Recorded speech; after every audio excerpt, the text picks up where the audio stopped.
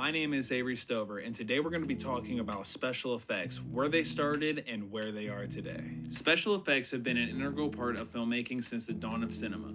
From the early days silent films to the modern era computer-generated imagery, the evolution of special effects has been a fascinating journey that has transformed the way that we experience movies. The earliest special effects were simple and practical, relying mostly on camera tricks and illusions to create the desired effect.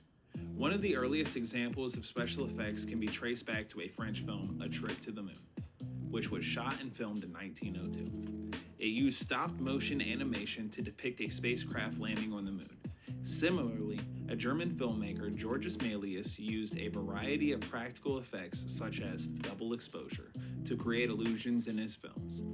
These effects were crude by modern standards, but they were groundbreaking at the time and paved the way for more advanced techniques. As cinema advanced, so did the technology behind special effects.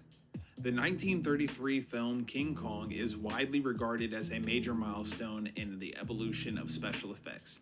The film's groundbreaking use of stop-motion animation and rare projection created a realistic and terrifying monster that captivated audiences. It was a technical marvel that set bars for future filmmakers. In the 1950s, with the advent of color films, special effects became more prominent and sophisticated. Science fiction films like The Day the Earth Stood Still, which was shot in 1951, and The Forbidden Planet, shot in 1956, used miniatures and matte paintings to create alien landscapes and futuristic sites. The use of miniatures allowed filmmakers to create large-scale sets that were too expensive or impractical to build in real life. The technique was also used to create realistic explosions, fires, and other special effects. The 1960s and 1970s saw a rise of new generation of filmmakers who pushed the boundaries of special effects even further. Stanley Kubrick's 2001 A Space Odyssey, which was shot in 1968, used a combination of practical and optical effects to create realistic depiction of space travel. The film's iconic Stargate sequence, which features a dazzling display of colors and shapes, was created using a technique called slit-scan photography.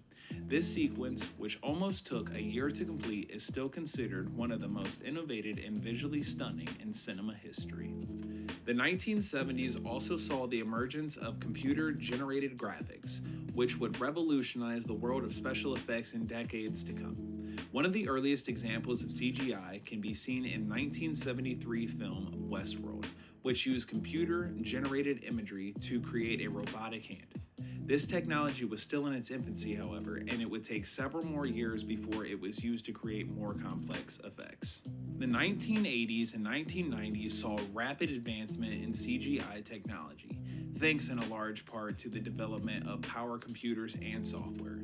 Films like Tron, which was shot in 1982, and The Abyss, shot in 1989, used early forms of CGI to create digital environments and creatures.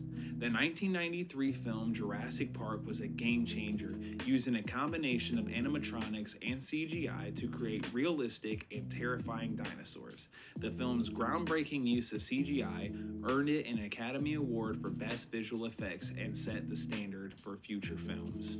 The turn of the 21st century saw a rise of fully digital filmmaking, with filmmakers relying heavily on CGI to elaborate and create realistic special effects.